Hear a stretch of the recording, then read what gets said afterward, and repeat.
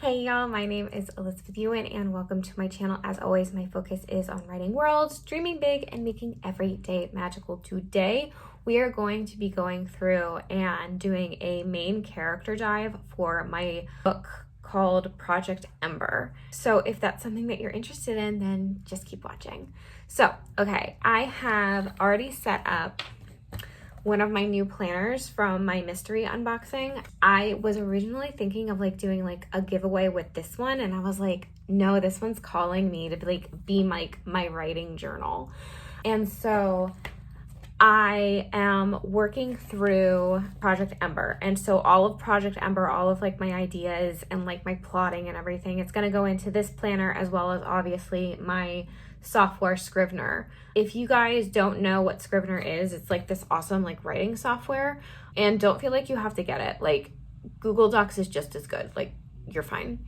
But I wanted to go through, I've already done my outline, re-outlining. So this book, it's Project Ember, and I've been working on it for years, y'all.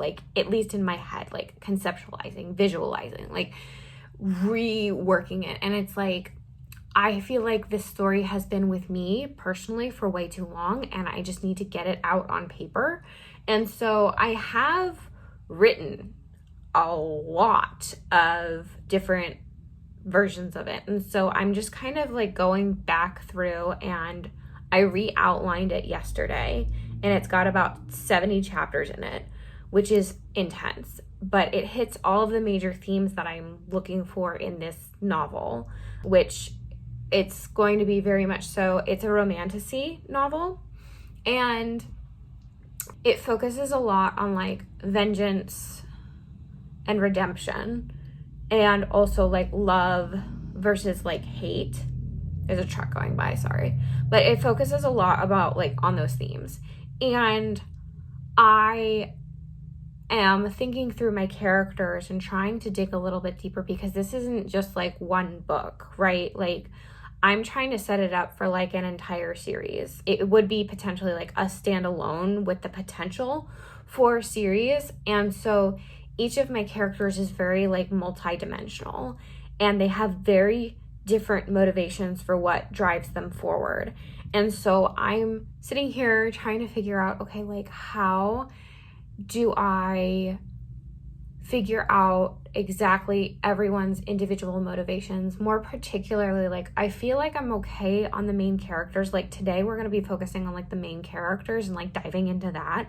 But separately, in a separate video, I want to really dive into the villains and what's going through their heads. Because I've said this, I think, in a previous video, where I hate it when villains are cartoonish. Their only motivation is straight up I want power. And it's okay, but where does that drive come from?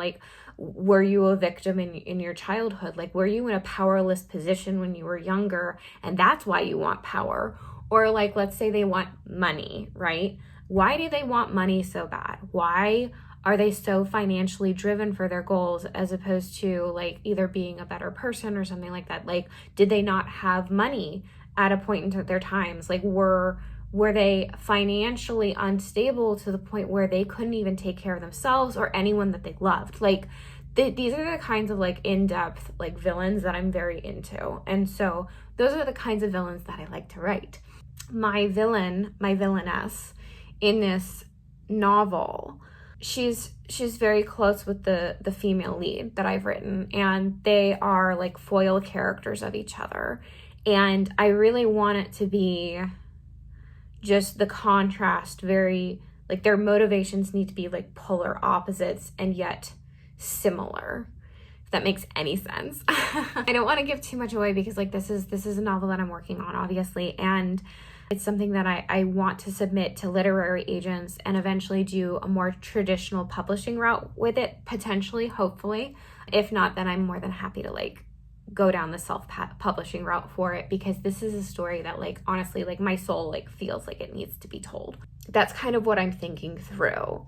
And then I also have villains in the story that aren't necessarily villains, and they have future redemption arcs in their stories. It is very one of those things where you guys know, like, I'm like obsessed with, there's like flecks of like paper on my desk. Ew. Okay, I need a vacuum in here. It needs to be vacuumed. My dog is shedding like crazy. I need to vacuum. But it's one of those things where you guys know, like, I'm obsessed with like Naruto. And part of the reason why I love Naruto, the manga, so much is because the character depth is amazing. And then also the consistent message is, as a ninja, like, you need to find the hidden meaning behind the hidden meaning. And so I really took that to heart with all of my writing, with everything that I do creatively, because I hate it when I go like to the movies, or like I read a book and like I'm like, no way, like they're not gonna go for the easy shot. When people go for like the easy kill, right? Like you can kind of predict what the character is going to do, and then it's like, oh no, like that's silly. They wouldn't go this. Like, really good writing would have like a really good plot twist happen, and it's like, oh no, they went for the easy kill. And I'm like, that's just like lazy writing. Like, you didn't think through your characters enough. And so that's what I'm trying to make sure I do, is think through my characters enough to make sure that this is quality writing, and that I sit with these characters and I really do like a nice deep dive. So today we're just going to be focusing on the main characters, probably just the main couple for right now, because those are like my two main ones. And then the main characters in upcoming stories, I'm going to kind of sketch out, because again, I need for them to have room to grow and develop, because they all have their own stories after this book, potentially. So I need to kind of sit with all of those characters and be on the goody two shoes side for a second. And then tomorrow, I'm gonna record that video, and then it's gonna happen tomorrow, but I want to focus on my villains next and sit with them and really just give them more depth and kind of go through that. So first things first, gotta figure out my main characters first and foremost and sit with them for a little while. So that's what we're gonna do today.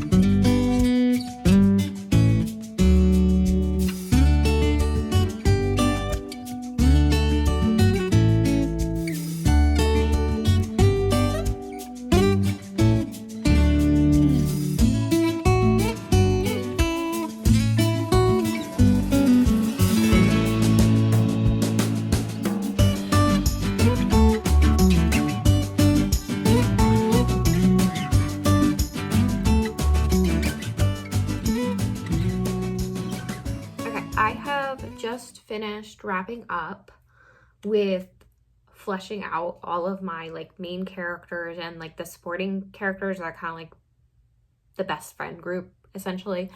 And I feel really good about this so far, because I was able to just kind of sit down and go through and just figure out who they are as individuals and who they are as people and where they're coming from.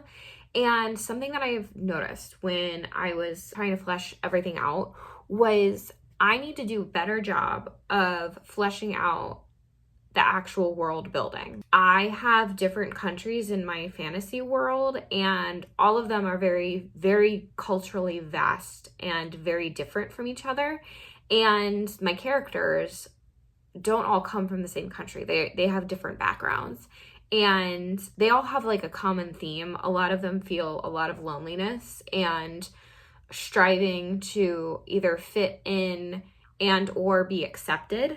And that's something that I think, I mean, it resonates with me personally, and I think that will resonate with a lot of my future readers. But it's one of those things where it's like, because they came from different places, how does that impact them in their day-to-day lives, and how does that impact them as individuals with their different cultural backgrounds? And the sequels that I'm already thinking of, they're going to take place in different countries around this fantasy world. So I really want to sit down and figure out that kind of world building as well. But I'm going to do that after I'm completely done doing this like in-depth character analysis, because I feel like I'm on a roll here. So I just did all of like the main characters and like their like best friend group. And then now I'm going to be focusing on the villains. I feel like protagonists are easier to do in the sense of like they're already on the right track. They already have like a moral compass. They have a sense of right and wrong. And of course they're going to go through their own struggles and their own growth. But I feel like antagonists, at least my antagonists, like some of them are going to be just plain evil, and they have their motivations, of course, but some of them are going to grow as individuals and slowly transform into protagonists. Not trying to spoil anything, but that's just how I see some of my villains going. And don't know which ones are going to grow and change, of course, but it's one of those things where it's like, I feel like that hitting complete rock bottom, complete rock bottom, becoming an actual antagonist is way harder to transform into a protagonist than just being a protagonist and already having that moral code. And of course, all of them need to grow as individuals throughout my writing, but I'm really looking forward to diving into those villainous characters and just going in deep and just kind of peeling apart the layers and just kind of figuring them out. So once I'm done all of my character analysis, then I will start focusing on like the actual like world building, because there are some structural things. Like, for example, I have a nobility system as well as like a magic system. And the magic system and the nobility system are kind of like entwined. And so I really need to sit down and kind of work out the logistics of that and how that's going to look, especially in the different countries that we're going to be going through. But that's going to come after like my character analysis, because I already have these individual stories in mind for my characters, and I kind of want to just get that written all out on paper first and then dive into the actual world building. So I'm going to sign off here. I feel like I've just gotten so much done today, and I really appreciate y'all coming along with me on my writing journey. So thank you guys so very much for watching. If you like this video, please give it a thumbs up and subscribe to my channel. And don't forget to hit the notification bell. Bye, y'all.